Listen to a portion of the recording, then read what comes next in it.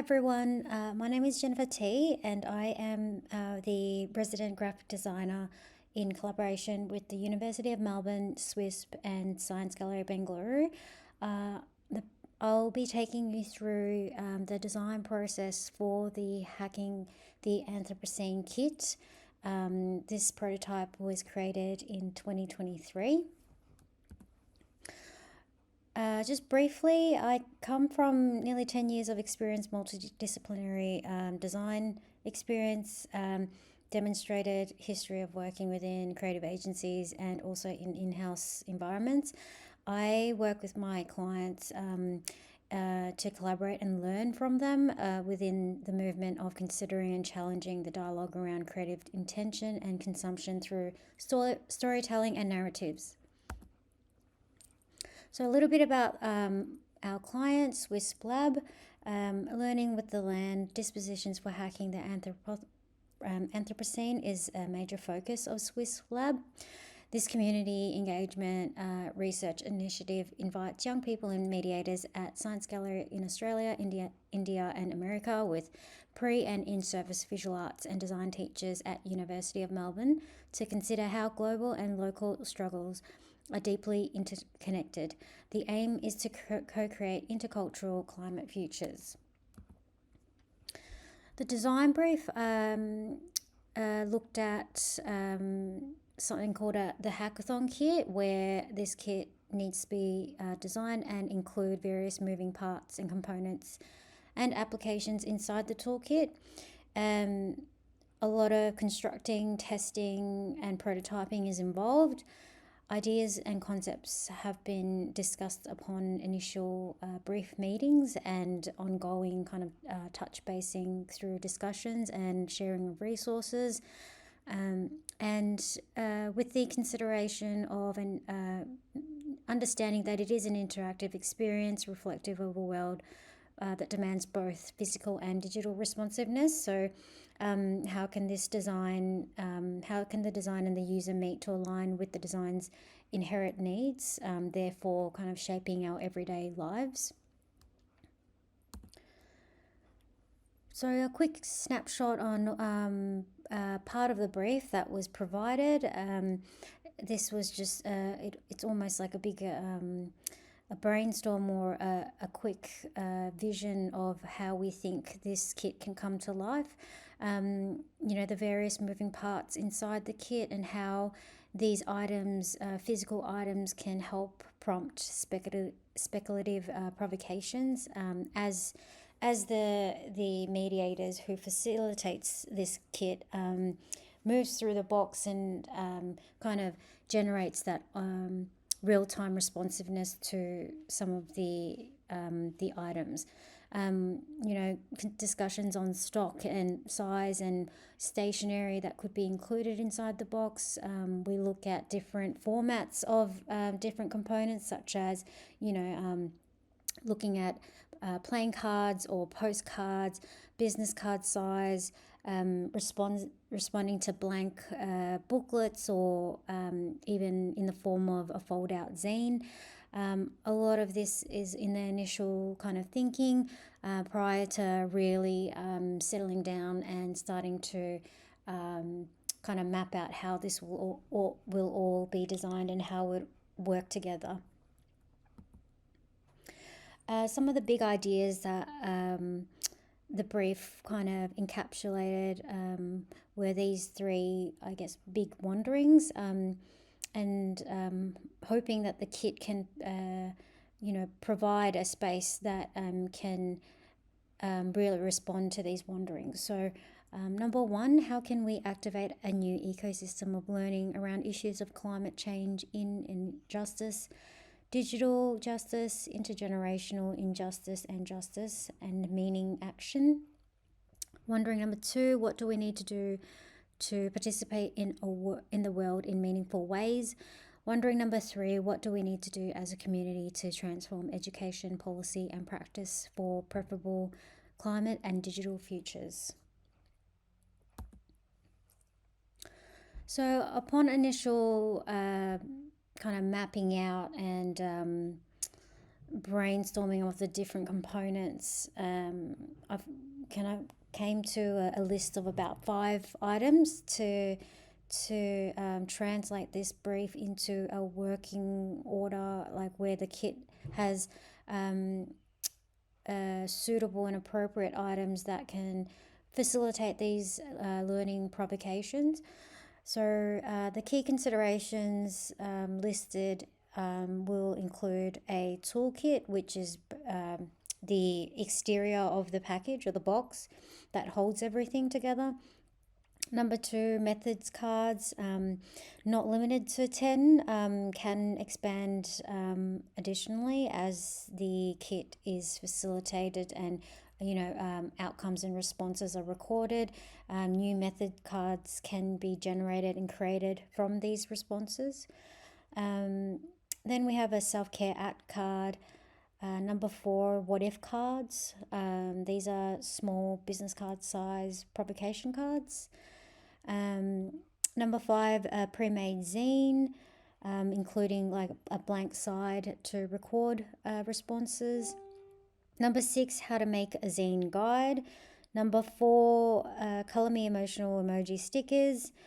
Number 8, A6 response journal, again involving multiple blank pages where on the spot responses can be recorded into one spot of the kit. And number 9, how to use this toolkit guide.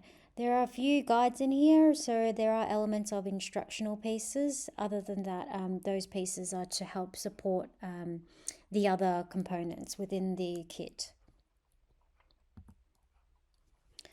The design process, we'll quickly go through the steps or the types of prototypes involved. Prototype number 1, this involved a preconceptual stage of a 3D functional prototype.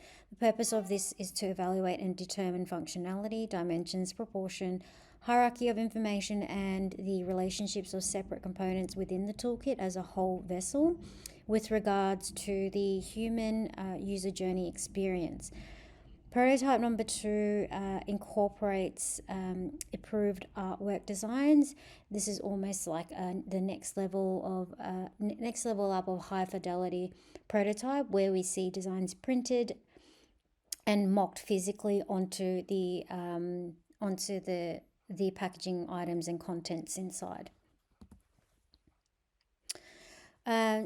These are just some quick photos of the first prototype in progress. So everything is blank at the moment, as it's basically a stage where we kind of familiarize ourselves with the stock and the space, the limited space that we have, how each component will sit, how stationary will sit, what is the hierarchy of each item, what do we want the user to look at first, is there an order to the different items, how do they relate to each other, how can we think about connecting this physical item to the metaverse that's been built for the hackathon kit. So really we're getting an idea for size, relationships, and the contents involved before we get into the high fidelity printed version.